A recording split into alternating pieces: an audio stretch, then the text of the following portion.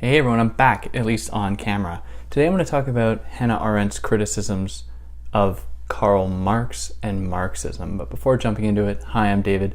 I explain philosophical concepts and ideas in ways to make them accessible to you. So if you're new here, you can go and see my more than 300 episodes I already have up. You can subscribe, see videos I release every single week, sometimes twice a week. If you found this on YouTube, you're going to be able to find it just in podcast form, pretty much anywhere where you get podcasts under all the same names, titles, whatever, where there shouldn't be any ads either, so that's cool. If you want to help me out, you can help me out by liking, sharing, subscribing, by helping out monetarily via Patreon or PayPal, but obviously no pressure. You can follow me on Instagram at @theory_and_philosophy if you want to do that. Links for all of these things in the descriptions. Yeah, let's jump into Hannah Arendt's criticism of Marx and Marxism, mostly found within The Human Condition. Now, I normally don't offer my own opinions about things, but Hannah Arendt just misses the mark entirely here, with the asterisk that I will insert being that there are some insight that I think is valuable. But on the whole, I'm on Marx's side in this discussion. Marx never had the chance to defend himself against these charges, so we can do it. We can defend Marx, while also highlighting some of the points that Arendt gives us that are actually, I think, quite valuable to further Marx's project or to identify the shortcomings within it. So this is coming out of her text, The Human Condition, which does many things. It is trying to find some kind of human ontology in modern life, try to understand humans' relationship with labor, with politics, with religions, so on. And one of the more specific insights she gives us is a distinction between what she calls labor, work, and action. So in this text, she says that labor refers to the basic human necessities that we have to do, like feeding ourselves, cleaning ourselves, like having shelter, the very basic stuff that humans need in order to survive, or need to do in order to survive. Work, on the other hand, refers to the act of creating objects that will exist apart from us as purely natural beings. So when I say natural beings, I mean things that live in the world and just try to provide for themselves based off of subsistence, that is, just providing for our basic needs. Work refers to those activities of production that create objects, that create possible people who can exist in the world that do more than just provide for the basic necessities. And this is where, or how, Arendt suggests that world making can happen, because people create things that they come to associate with their culture, with their identity, and so on.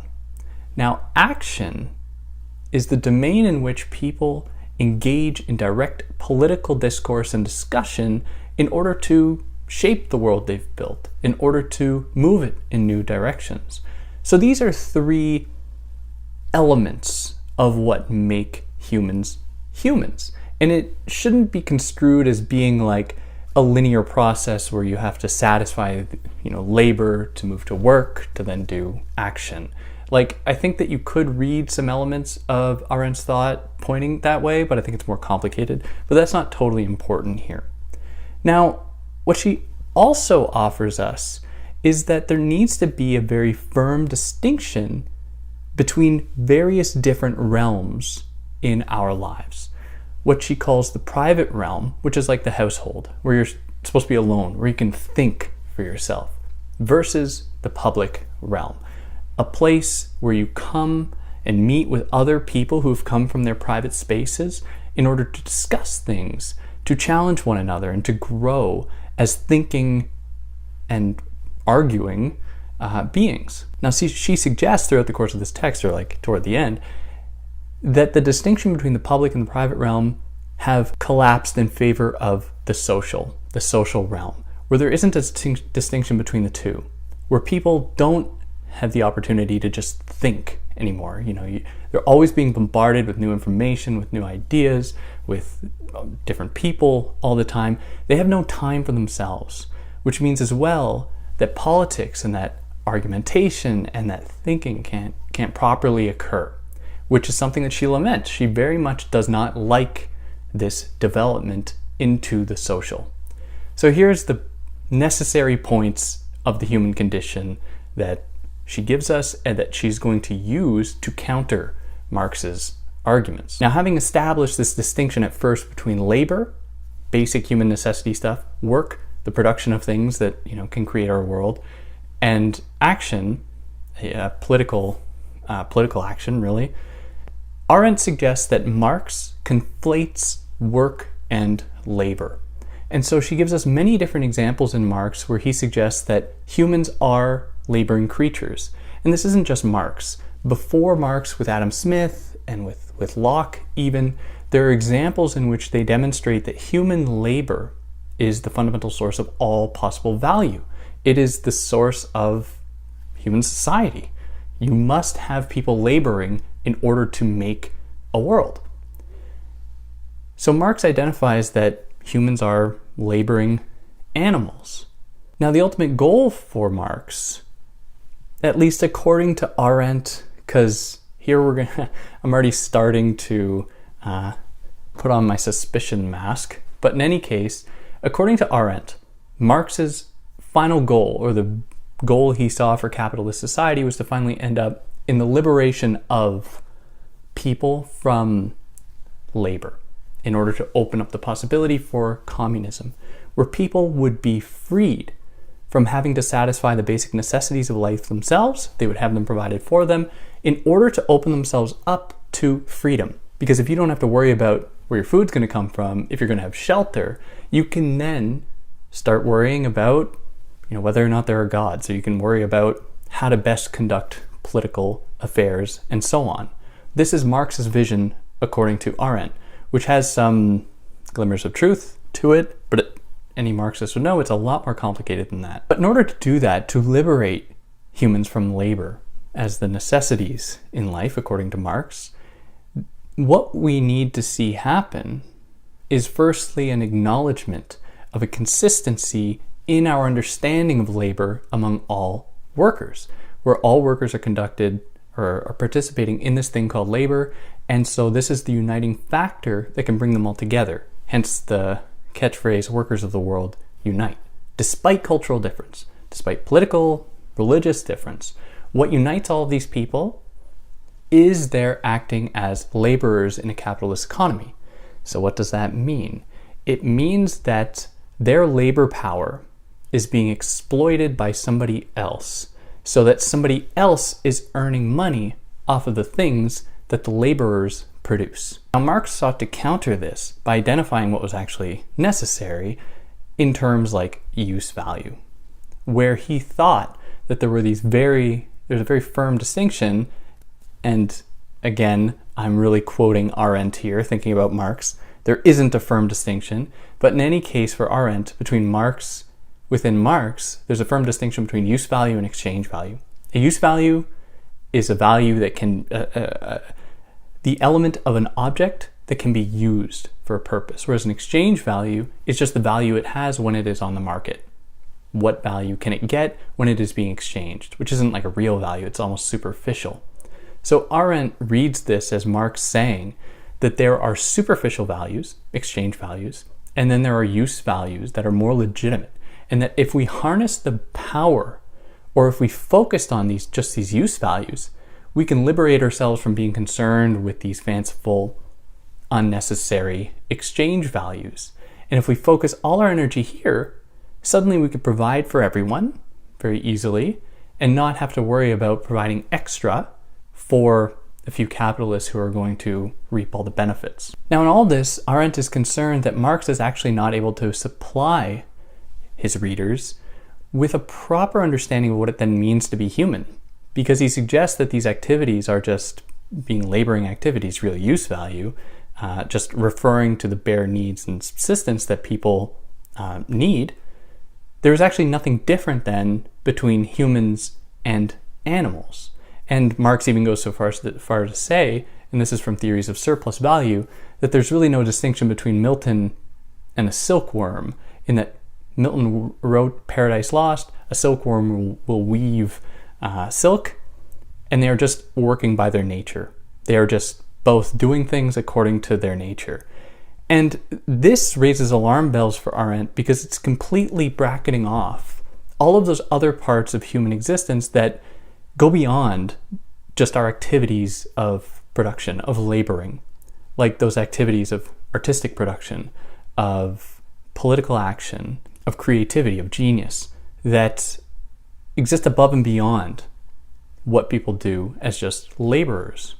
So she sees in Marx a desire to reduce all people to a state of what Agamben might call bare life, reducing them only to their life functions, that is, to their only being able to provide for themselves, their only being able to realize themselves, at least in relationship to the things around them, the objects around them, whether or not those things have a use value according to the way Marx has characterized what are necessary things and what are not necessary things. And Marx does try to get around this issue, that is the issue between offering a distinction between humans and animals, when he says that the difference between a bee and an architect is that an architect is going to use their imagination before building a thing, before making it. Whereas a bee is just going to work by pure natural evolutionary instinct in order to build their nest. But this idea about imagination doesn't really come up again. If anyone's read a lot of Marx, it doesn't appear all that often. So Arendt focuses on this as being like a strange moment where Marx tries to backpedal, tries to find a way out of the conundrum that he's created in order to understand like what the point of the communist move is. Because we also find in Marx a desire not to go backwards in time to a state of just satisfying basic needs, but in moving forward. But if Marx is characterizing the path forward as being one in which humans only have their basic necessities met, it doesn't seem like very much into the future. It seems more like a regression toward the past, at least according to Arendt. So for Arendt, and I think that this is just true of Marx, he viewed political action and culture, identity, religion as being part of this superstructure, as being derivative to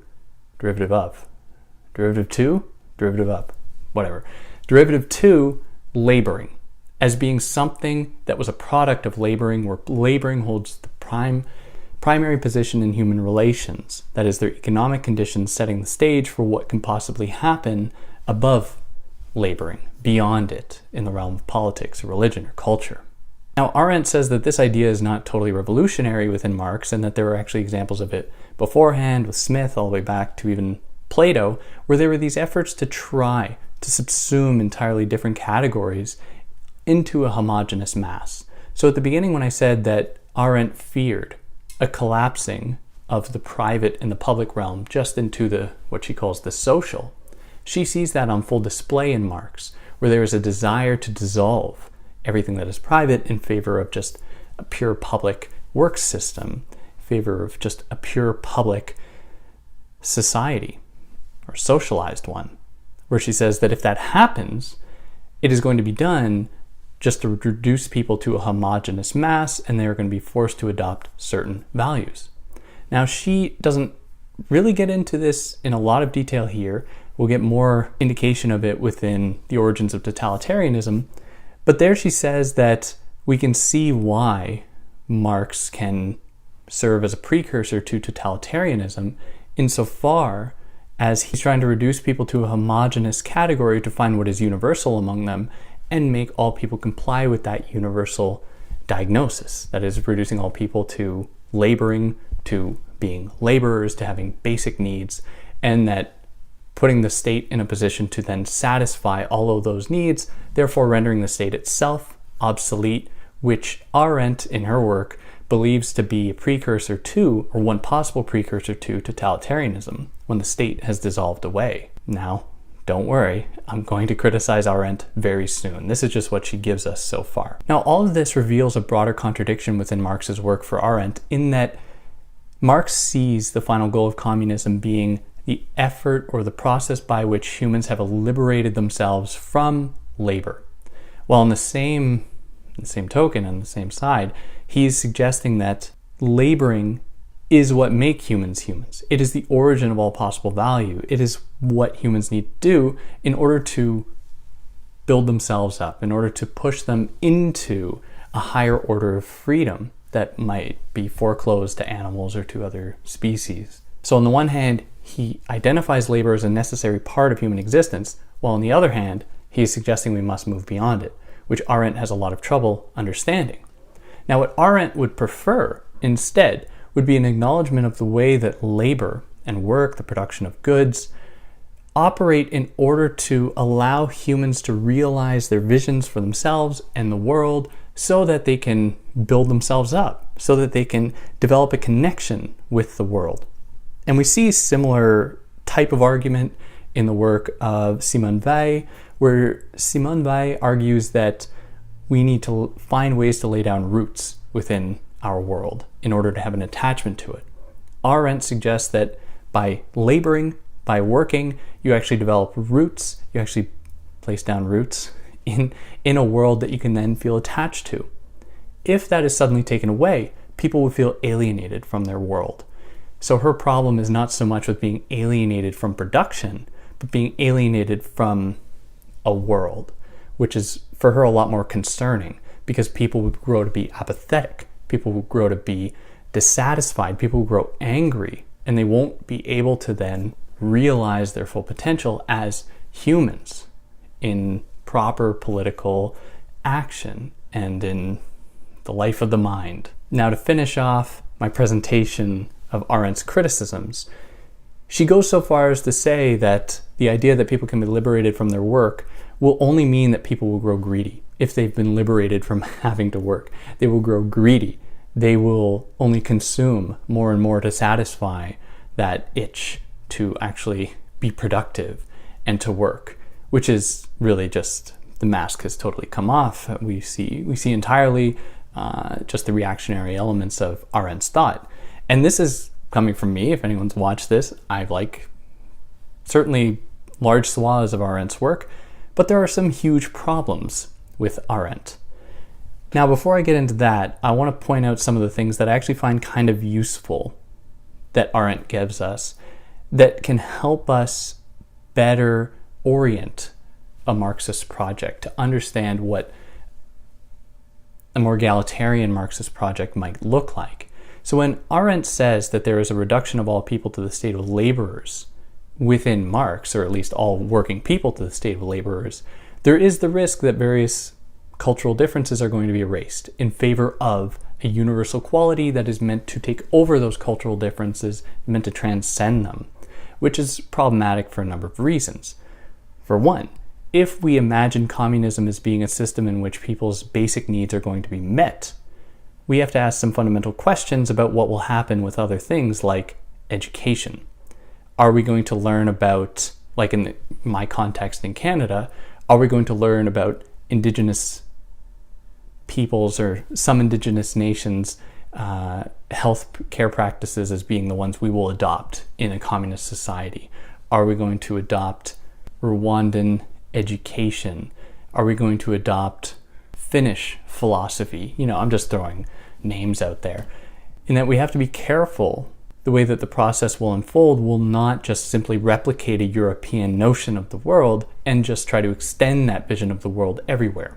And Marx is very much guilty of this. Marx, went so far as to say that the people of India needed European British colonization to liberate them from their old ways of living in the world, their traditions, because he viewed them as being backwards, as being caught in time, which is just a very Eurocentric way of looking at the world and how human history unravels.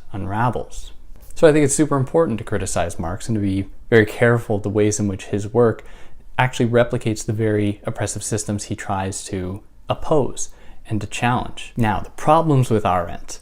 Arendt doesn't understand the distinction between production and alienated production, where she suggests that labor and alienated labor.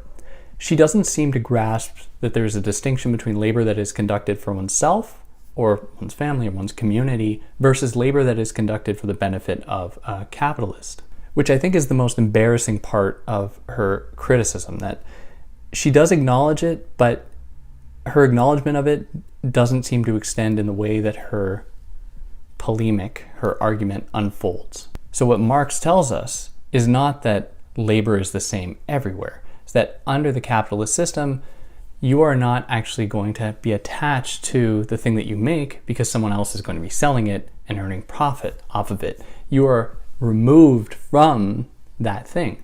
So in one footnote in The Human Condition, Arendt just says that alienation is not really a thing. It's not important to consider in the realm of production, which is totally absurd, given that it is what is the bedrock of the capitalist system. It is absolutely necessary in order for the capitalist system to function. And for her to ignore that is to simply reveal the extent to which she is not familiar with Marx and was not equipped to actually engage in this type of criticism. Now, moreover, Arendt has a pretty spotty relationship with Greek society, where she very much romanticizes the Greeks as though slavery wasn't endemic to that society, as though their political systems were not predicated upon slaves and enslaved people, I should say.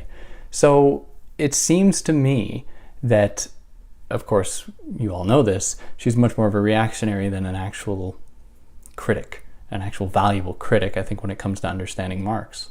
Moreover, she had pretty problematic views about segregation within the United States. She was very much pro-segregation, which, it's indefensible. She very much loved two-party Republican systems, where we know very much the horrors of these types of systems, especially as they have demonstrated in the 21st century in the way that the United States has inflicted harms against Iraq, Afghanistan, all of these many other countries in that part of the world.